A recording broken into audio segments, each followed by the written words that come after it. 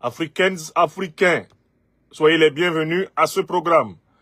Il est consacré et dédié à la trentaine de victimes de la barbarie de M. Alassane Dramane Ouattara. Trentaine de personnes assassinées parce qu'elles revendiquaient le respect de la souveraineté populaire à l'occasion de la énième mascarade organisée par Alassane Dramane Ouattara pour confisquer, capturer le pouvoir d'État en Côte d'Ivoire. Cette émission est aussi dédiée aux plus de 1000 prisonniers politiques constitués par le criminel corrompu satrape voyou, le néocolonisé Ouattara Dramane en Côte d'Ivoire, uniquement pour confisquer le pouvoir d'État et continuer à brader la Côte d'Ivoire aux entreprises néocolonialistes françaises, occidentales et moyen-orientales avec lesquelles il est en rétrocommission. Uniquement pour continuer à piller l'argent public ivoirien, dont lui, Ouattara Dramane, se sert au bas mot de 350 milliards de francs CFA de budget de souveraineté chaque année depuis bientôt 20 ans. Cette émission a pour but de faire connaître et de justifier, si besoin était encore, la position qui a été adoptée par les deux véritables partis de l'opposition ivoirienne, à savoir Génération et Peuple Solidaire, dirigé par l'ancien Premier ministre, ancien président de l'Assemblée nationale de Côte d'Ivoire, son Excellence Guillaume Kibafori Soro, et le Parti des peuples africains de Côte d'Ivoire, dirigé par l'ancien président de la République de Côte d'Ivoire, son Excellence, M. Laurent Koudou-Gbagbo. Il s'agit de faire connaître la position qu'ils ont prise. Et il s'agit aussi de la faire comprendre.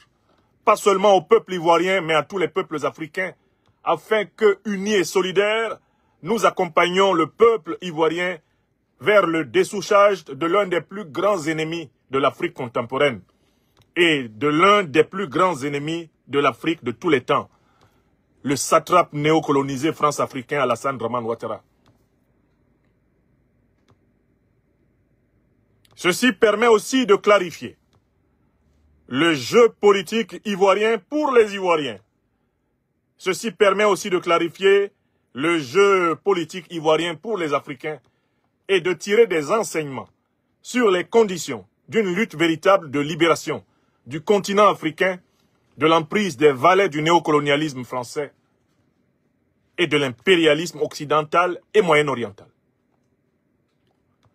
Alors, comment allons-nous procéder dans cette émission?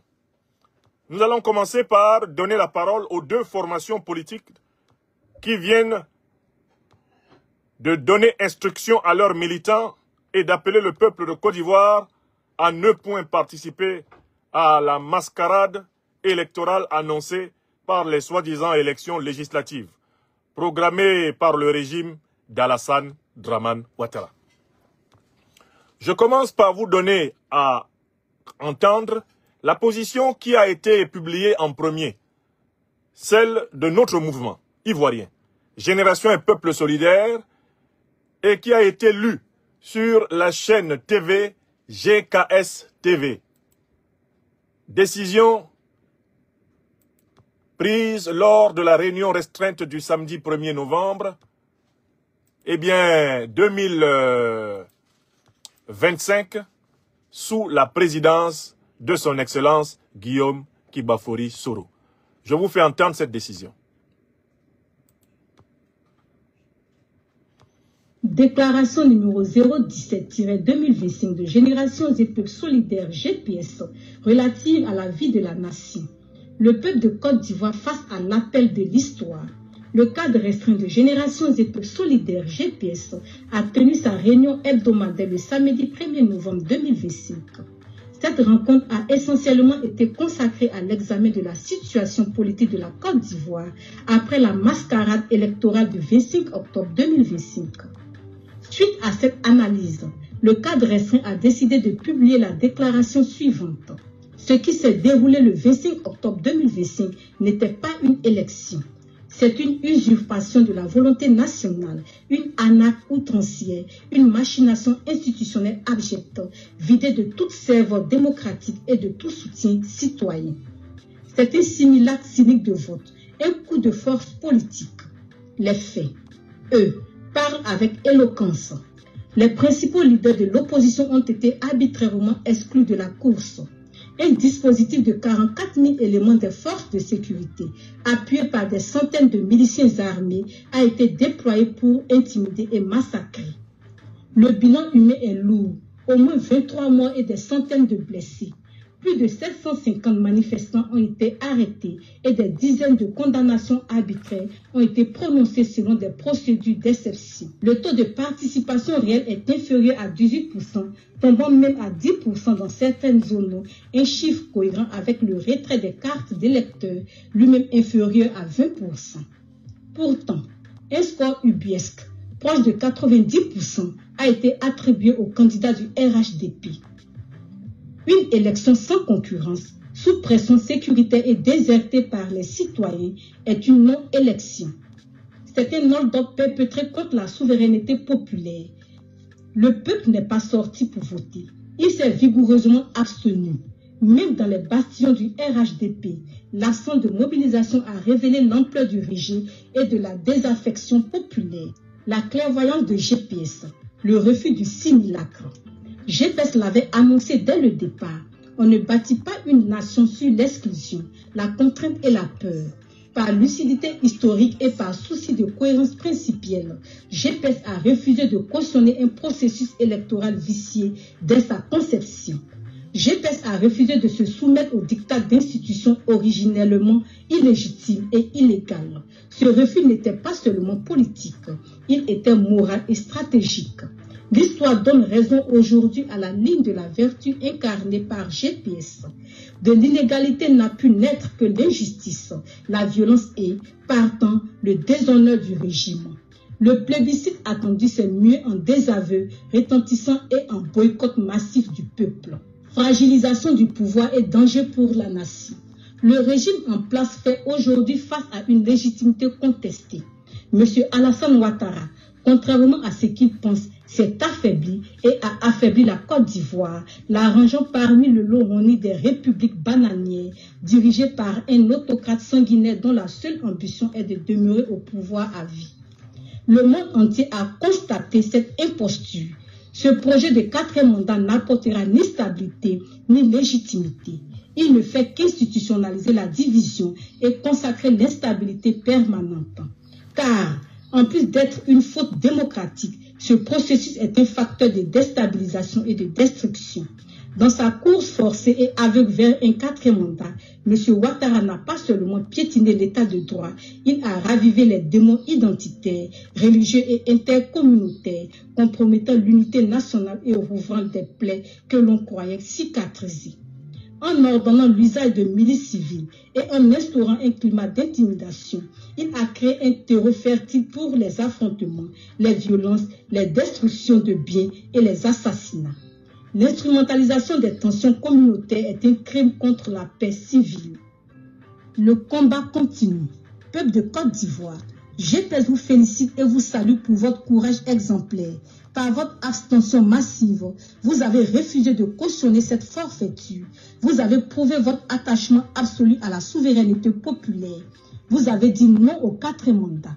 Même si M. Ouattara a fait proclamer des résultats chimériques pour sa gloire personnelle, la vérité est que jamais le 4e mandat ne sera accordé par le peuple. Et tout n'est pas fini. En réalité, la lutte ne fait que commencer. Le combat contre le 4e mandat doit se poursuivre et s'intensifier dans tous les domaines et à tous les niveaux. Nous appelons à un sursaut moral et politique pour transformer votre attachement à la Constitution et à l'état de droit en mobilisation populaire. Aux forces de l'opposition démocratique, nous rappelons solennellement la gravité de l'heure. L'heure n'est plus aux querelles d'ego, aux agendas cachés, ni aux calculs personnels. Les ambitions individuelles sont des fardeaux, les rivalités partisanes, des trahisons morales envers le peuple. Le peuple de Côte d'Ivoire a joué sa partition avec une dignité et un courage admirables. Mais les forces de l'opposition démocratique ont failli, en ne s'étant pas hissé à la hauteur de cet engagement.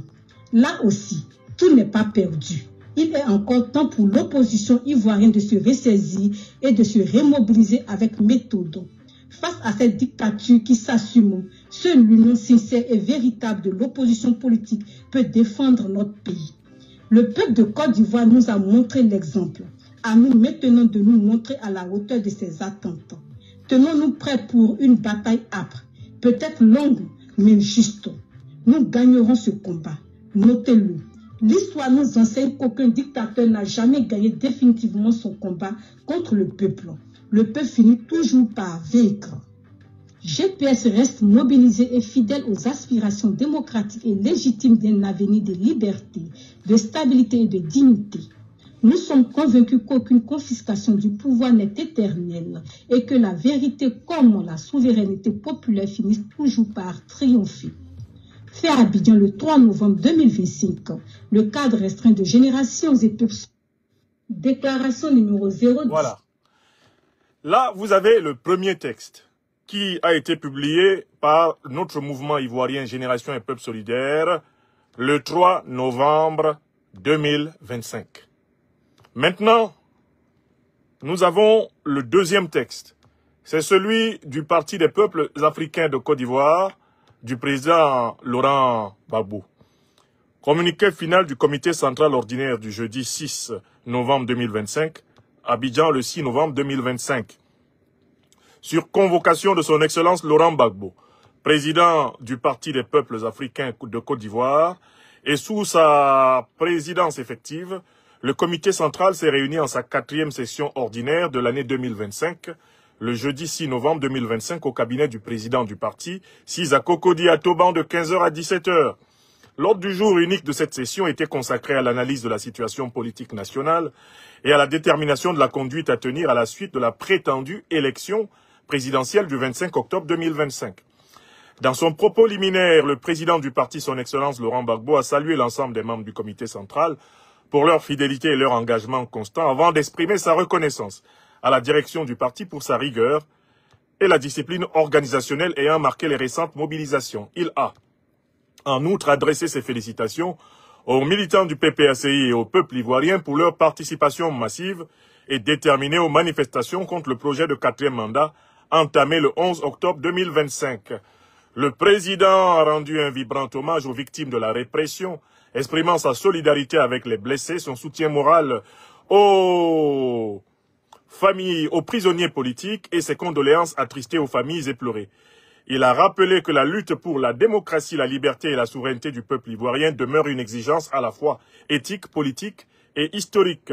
Le comité central, rappelant les résolutions issues de sa 3e session ordinaire du 23 août 2025, a salué la vision stratégique et la constance du président du parti dans son engagement pour la transparence électorale, notamment à travers son interview du 23 octobre 2025 accordée à Afo Média, qui a contribué à repolitiser le débat public et à renforcer la conscience citoyenne face aux dérives autoritaires du régime en place. Cette intervention médiatique a joué un rôle déterminant dans la mobilisation nationale qui a suivi, dévoilant le caractère frauduleux et préfabriqué du processus électoral, véritable braquage institutionnel. Le comité central dénonce avec fermeté la répression brutale qui s'est abattue sur des manifestants pacifiques, causant de nombreuses pertes humaines et matérielles, notamment dans le village de Nayo, désormais symbole du martyre de la résistance populaire. La direction exécutive a présenté un bilan circonstancié des manifestations et de leurs conséquences politiques, sociales et humanitaires. Le comité central a salué l'initiative du président du parti qui a dépêché des délégations auprès des familles endeuillées, traduisant la solidarité active du PPACI envers toutes les victimes de la répression. Dans le même esprit, le comité central exprime son soutien total et indéfectible aux prisonniers politiques, injustement incarcérés pour leur engagement en faveur de la démocratie et de la souveraineté nationale. Il condamne la détention arbitraire et illégale de ses compatriotes et exige du pouvoir en place leur libération immédiate, totale, sans condition. Le comité central dénonce particulièrement les motifs d'arrestation du vice-président du parti, M. Damana Diapikas, qu'il juge injuste, politiquement motivé et contraire à l'état de droit. Le parti a commis des avocats pour sa défense. Le comité central exige sa libération immédiate et sans condition. Le parti se tient à ses côtés et l'assure de sa solidarité indéfectible. Un débat approfondi a ensuite été conduit par le président du parti, permettant aux membres du comité central d'examiner les implications politiques et institutionnelles du scrutin controversé du 25 octobre 2025. À l'issue de ces échanges, le comité central a conclu à l'absence totale d'élections démocratiques à cette date, en raison d'un processus marqué par la fraude, l'exclusion et la confiscation du suffrage populaire. Ce constat s'inscrit dans la continuité des analyses précédentes du PPACI, qui dénonce la captation autoritaire du pouvoir d'État par une minorité politique soutenue par un appareil institutionnel inféodé au mépris des principes de pluralisme, de justice et de transparence. Au regard de cette situation, le comité central a décidé en toute responsabilité. Premier tiré, de ne point reconnaître les résultats de l'élection présidentielle. Deuxième tiré, de ne pas participer aux prochaines élections législatives, au moins pour deux raisons. Première raison, les conditions d'élection crédibles ne sont pas réunies. Deuxième raison, l'environnement socio-politique délétère ne s'y prête pas. Entre parenthèses, répression, persécution, harcèlement judiciaire. Parenthèse fermée. En outre, le comité central estime que la répétition des pratiques de manipulation électorale, la partialité, persistance des institutions de contrôle et la répression continue de l'opposition constituent les signes avant-coureurs d'un nouveau braquage électoral en préparation. En conclusion, le PPACI réaffirme sa détermination à poursuivre la lutte pacifique, démocratique et patriotique pour la restauration de la souveraineté populaire, la réhabilitation de l'état de droit et la refondation du contrat social ivoirien sur les principes de justice, de vérité, de liberté et de dignité nationale, faite à Abidjan le 6 novembre 2025, le comité central. Voilà le deuxième texte à partir duquel nous pouvons maintenant procéder à une analyse politique. Vous observerez que Génération et Peuple solidaire du président Guillaume Soro et le PPACI du président Laurent Gbagbo sont d'accord sur un premier point. Le 25 octobre 2025, il n'y a pas eu élection présidentielle en Côte d'Ivoire. Ce qu'il y a eu, c'est un braquage électoral. Il n'y a pas eu élection présidentielle en Côte d'Ivoire le 25 octobre parce que les listes électorales ivoiriennes n'ont pas été consensuellement révisées. Il n'y a pas eu élection en Côte d'Ivoire le 25 octobre parce que la commission électorale ivoirienne n'est pas indépendante. Monsieur Koulibaly Kuibière et sa bande de voleurs sont des esclaves de Ouattara. Et il n'y a pas eu élection présidentielle le 25 octobre 2025 en Côte d'Ivoire parce que la Côte d'Ivoire n'a pas une justice constitutionnelle impartiale et exemplaire. Les juges constitutionnels sont les esclaves d'Alassane Dramane Ouattara. De la présidente stipendiée du Conseil constitutionnel à tous les autres magistrats ébouriffés, accroupis et invertébrés. Quatrièmement, il n'y a pas eu élection présidentielle en Côte d'Ivoire parce que tout ceci a été organisé à partir d'une exclusion préalable de tous les candidats qui étaient en capacité de battre Alassane Dramane Ouattara, à savoir les présidents Laurent Gbagbo, Guillaume Kibafori Soro et Tidiane Thiam. Cinquièmement, il n'y a pas eu élection présidentielle le 25 octobre en Côte d'Ivoire parce que l'un des candidats, celui d'ailleurs qui est illégal, illégitime, car violant la Constitution et s'octroyant un quatrième mandat inconstitutionnel, a fait usage de la force armée, mobilisant plus de 44 000 troupes pour brutaliser le peuple ivoirien. Et il a assassiné 30 personnes en Côte d'Ivoire, en a emprisonné 1000 pour forcer le boulevard vers le pouvoir. Voilà les 5 raisons sur lesquelles Générations et Peuples solidaires de Côte d'Ivoire et le PPACI, le Parti des peuples africains de Côte d'Ivoire, sont d'accord. Il n'y a pas eu élection. Le deuxième point qui caractérise la démarche des deux formations politiques, c'est le constat que la convocation des élections législatives se fait sans la modification des conditions qui ont conduit à la mascarade du 25 octobre. Au contraire, les conditions de la convocation des élections législatives en décembre 2025 par le pouvoir corrompu d'Alassane Dramane Ouattara sont pires que celle de la mascarade du 25 octobre. Pourquoi? Parce que, en plus des prisonniers politiques qui étaient constitués avant, 1000 autres ont été déversés dans les prisons, dont le vice-président du PPACI, le camarade Damana Diapikas. 30 personnes ont été impunément assassinées par Alassane Ouattara. La Côte d'Ivoire est en deuil.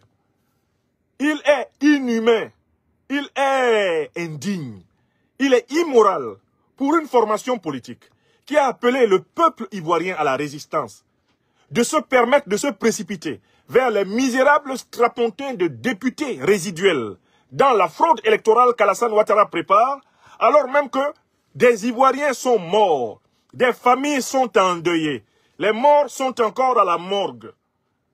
Il est inhumain, cynique, sadique, satanique de chercher à devenir député pendant que ceux que tu as envoyés résister contre l'injustice pleurent encore leur mort et que les prisons sont remplies de tes propres partisans.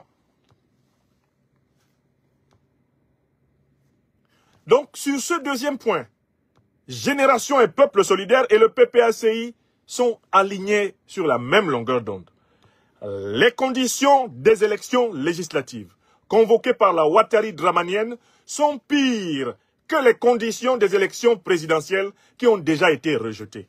Celui qui a accepté ce qui était déjà pire ne peut pas reculer lorsque le pire s'empire. Ça, c'est le deuxième argument. Enfin, il y a un troisième argument. Participer dans les conditions imposées par la dictature à ces élections législatives, c'est paradoxalement commettre l'erreur qui n'aurait jamais dû être commise en 2021. Lorsque M. Alassane Dramane Ouattara a perpétré le premier braquage, celui du troisième mandat inconstitutionnel, Génération et Peuple Solidaire avait appelé l'opposition à boycotter les législatives, afin que nous soyons tous rassemblés en Côte d'Ivoire sur une seule ligne. Mobilisation totale pour la chute du pouvoir. Génération et Peuple Solidaire avait expliqué, à l'issue de la crise électorale et pendant la crise post-électorale de 2020, que participer aux élections législatives, c'était paradoxalement donner à Alassane Dramane Ouattara la légitimité qu'il n'avait pas obtenue lors de l'élection présidentielle 2020, volée dans le dos du peuple ivoirien. Ni le PPACI à l'époque, ni le PDCI-RDA, principale formation de l'opposition présente sur le terrain et légale dans les conditions de l'injustice ouattarienne, à l'époque n'avait écouté GPS. N'oubliez pas de vous abonner et d'activer la cloche de notification pour rester informé de nos prochaines vidéos. Restez à l'écoute pour les développements passionnants à venir.